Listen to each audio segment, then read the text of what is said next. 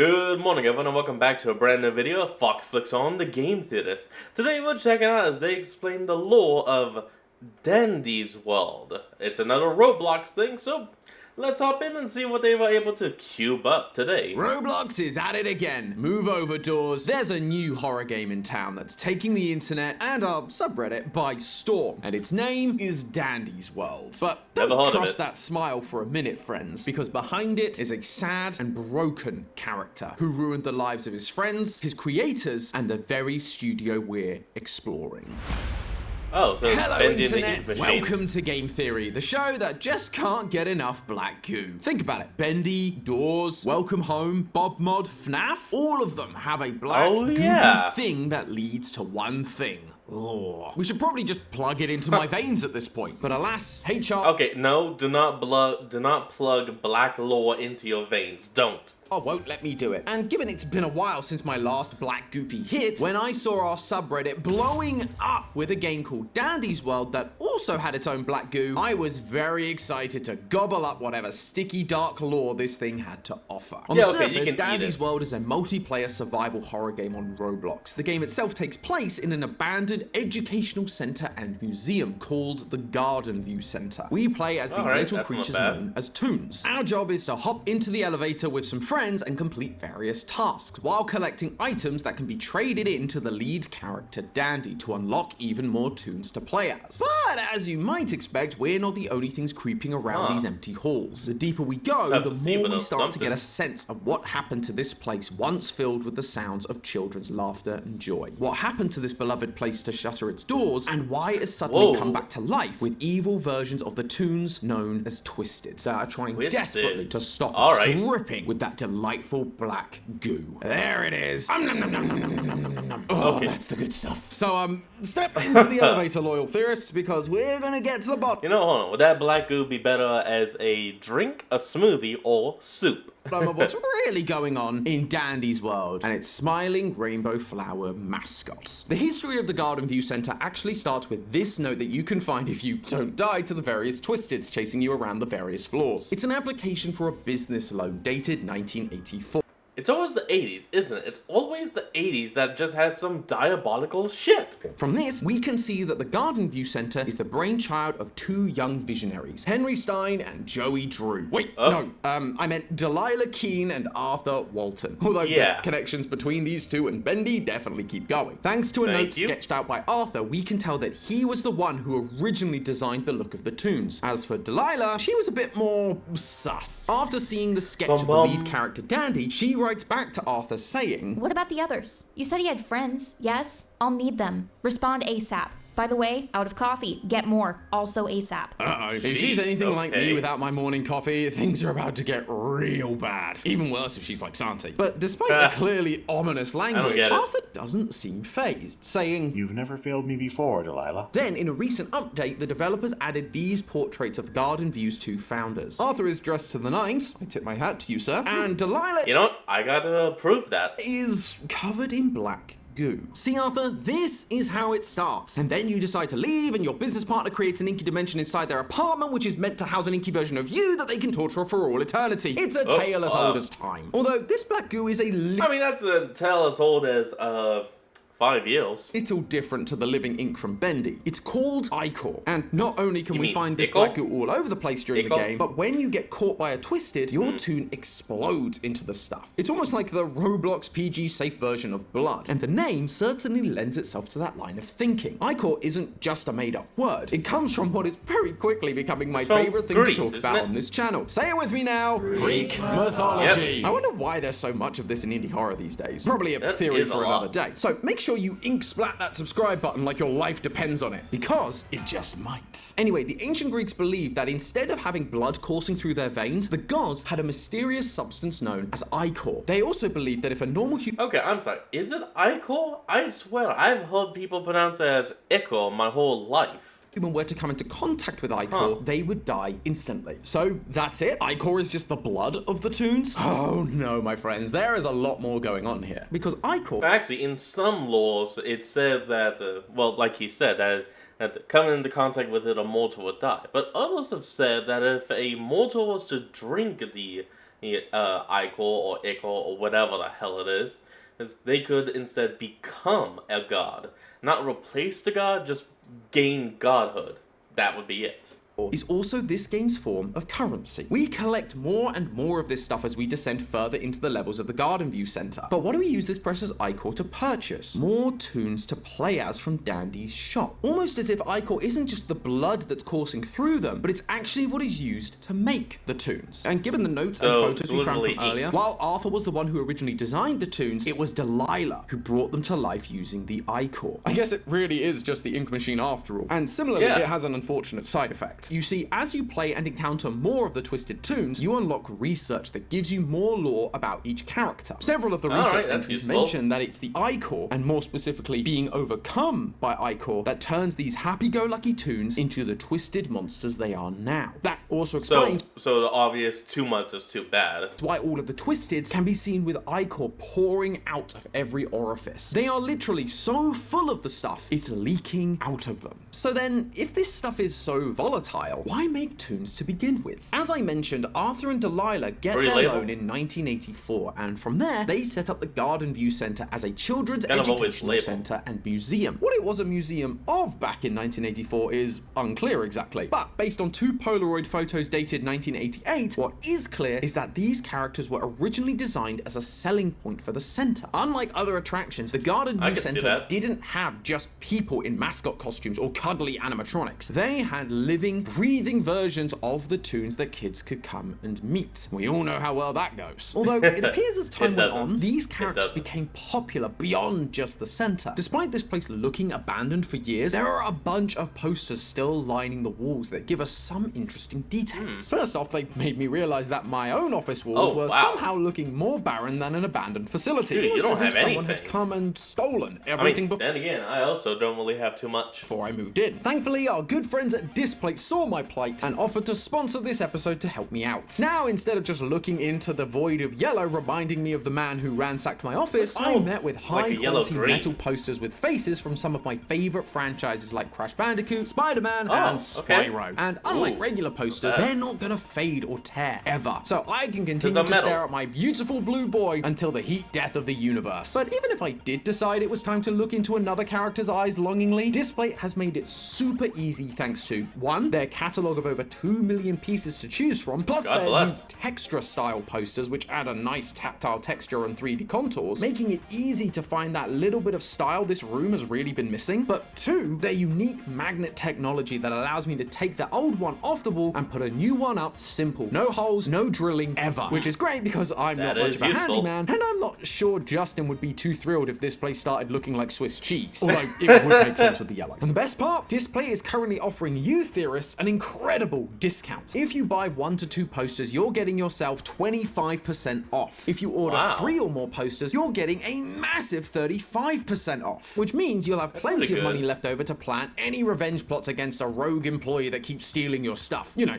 hypothetically. Just use my code theorists to get your hands on that special discount and some really awesome posters. Or you can just click the link in the description, which will automatically apply your code at checkout. Thanks again to Displate for sponsoring this video, but it's probably about time we get back to what's lining the walls of the Garden View Center. In every corner of the Garden View Center, there are CRTs playing a TV show full of lovable Toons who might look a little familiar. There are also posters of the different episodes of this show, along with the dates they originally aired, hung up on the many walls of the building. This show is Dandy's World, and the earliest date we see for the show is for the episode Snowy Adventure, which aired on Christmas 1990, 2 years after the earliest date we know these Toons to have existed. The Garden View characters became so popular that they eventually created a show. The show wasn't just about the many adventures of Garden View though. If you take a look around the place, you can actually find storyboards for the show. If you don't know, storyboards are essentially what TV, movies, and even gaming studios will use to plan out a sequence of events and the shots that they will need to capture or draw for any given project. Meaning that this show was actively being worked on here at the Garden View Center. It's mostly made out of keyframes though, like frame A is here, and you got frame B. Yeah, and then what we watch on shows is everything in between that as well. wasn't just a place where kids Like a could come flip to book. learn and play, it was also a TV studio. And as I realized that, I couldn't help but be reminded of a certain other TV studio slash theme park from the real world that was popular around the same time. Yeah, A studio Walt that in itself Disney. was also famous for its use of a slimy substance. Nickelodeon Oh. Studios. If you're not old enough to know I'm what I'm so talking sorry. I about, made a I mistake. don't blame you. I'm barely old enough to remember. But when you work for TV studios like Fox and Disney, you get very familiar with the history of competing studios. Nickelodeon Studios was part of the wider Universal Studios in Orlando, Florida. Much like the Garden I View remember Center, it was Nickelodeon. both a place for kids and a working studio. Classic Nick shows like Double Dare, Legends of the Hidden Temple, and the early seasons of all that were all filmed at Nickelodeon Studios. But the fun part was, Yeah, I kind of only caught around the end of all of that. people that were coming for the theme Before they park became side just to keep their cheap kids shows. entertained could also sign up to come and see their favorite shows get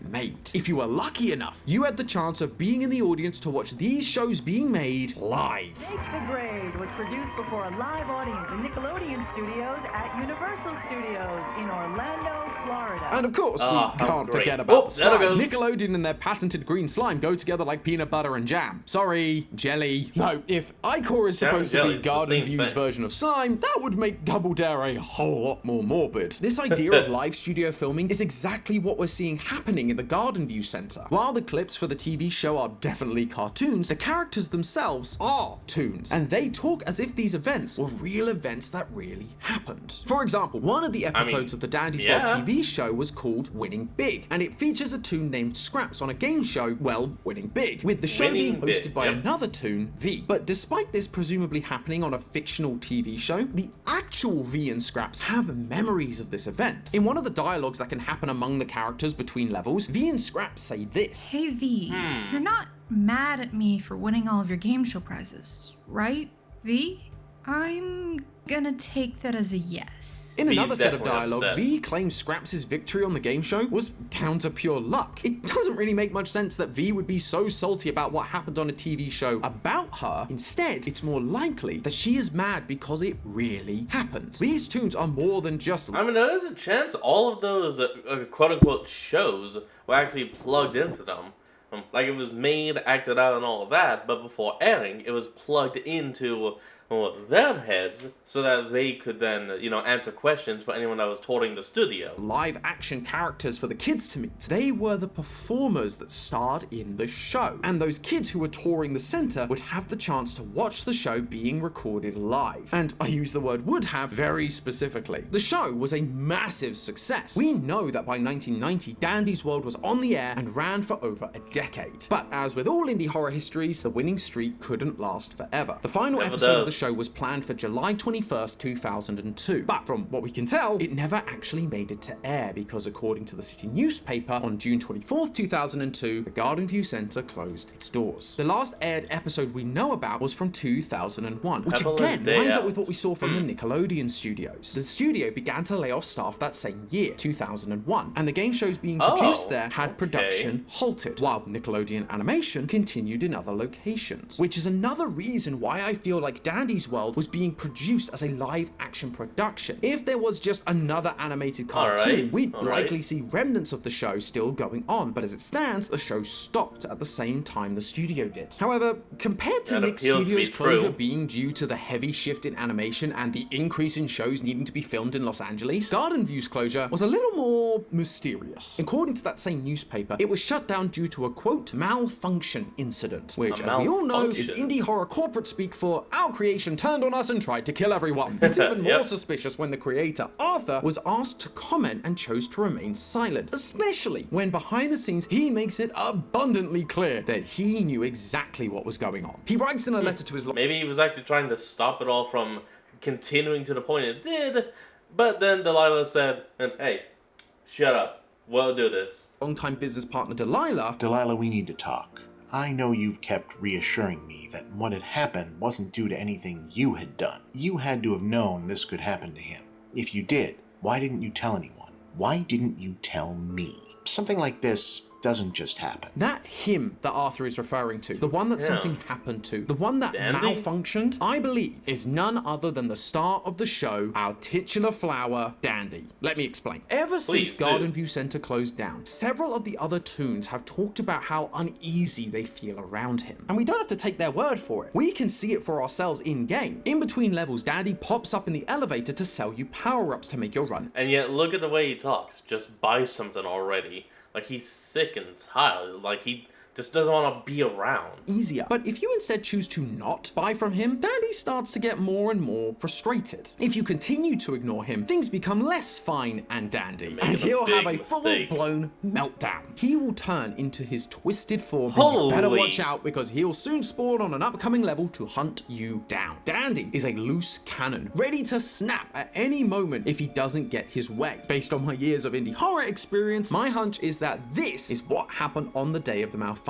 Dandy was the That first is- creation, Arthur's most main likely. guy. But unlike the others, we're being shown that he can transform into a Twisted rather than just being a Twisted, which lines up with the idea that this mascot malfunctioned, transforming into a Twisted and created an incident that got the entire place shut down. And that Probably a hunt few proved to dead be bodies. correct when I found his research data. It says, quote, the star of the show, the one who runs the I-Core operation, it's all his fault. Everything we're Oh. experiencing, the abandoned studio taken over by monsters, the studio shutting down So he leading to this caused point, it. it's all Dandy's fault. However, the reason for Dandy's snap isn't quite as simple as you might think. With Dandy being the primary mascot in a mascot horror game, it would be easy to just assume he's purely evil. Maybe the Look, fame here's the mascot. Here's the evil thing. Yep, one and the same. got to him. Maybe he cracked under the pressure, but eventually was overcome by the power of the I-Core and became pure evil. But that isn't the case. There's a little bit of audio storytelling that you might have missed while playing through the game yourself. When Twisted Dandy chases you in-game, a song plays that you've no doubt heard before, but probably never knew the name of.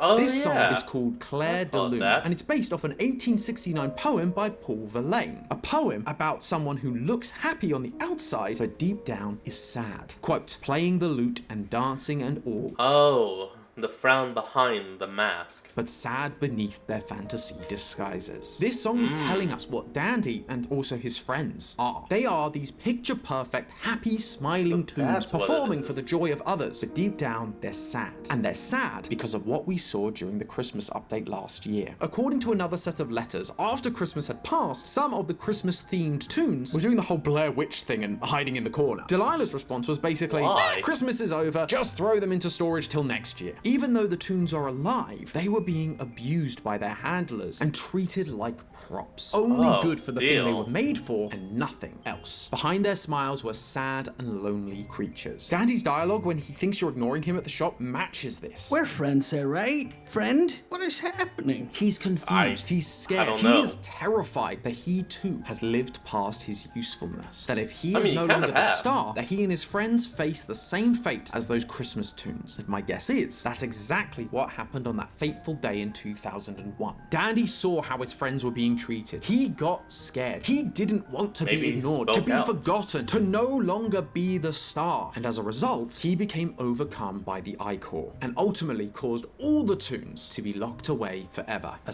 self-fulfilling prophecy. That's why, as his So research he report says, caused he has them demise. restarted the I-Core project. It's not because he's trying to build an army of evil toons to take over the world or to enact his revenge on those who wronged him. He's trying to atone for his sins. He and his friends lost everything, and it's all his fault. Now he's trying to bring the show back to life. He specifically keeps asking you to find and collect and give him the VHS tapes of the show, and he's using the I-Core to create more toons. Maybe, Oh, just maybe. wait. Maybe it's actually more like that, damn, I can't remember. That sock puppet animation thing. Hello Navel? No, wait, was that it? Damn it, I can't remember what it was. If all the toons come back, If anyone out there knows what I'm talking about, please put that down in the comments below, so I know I'm not crazy. so too will the fans, the kids, the show, and Dandy can once again be the star he was literally born to be. But he is not the original creator. He's not Delilah. He doesn't know how to use the I-Core properly. He's using too much, and so all of his toon friends are ending up as twisted monsters. But hey, that's just what a happened. theory. A game theory! Thanks for watching. Alright everyone, that's going to be the end of today's video, and I hope you all enjoyed this. Remember to like, comment, and subscribe for more. Link to the original will be in the description below, and I'll see all of y'all next time when we flick back on. Till then, this is Fox, signing out. Peace.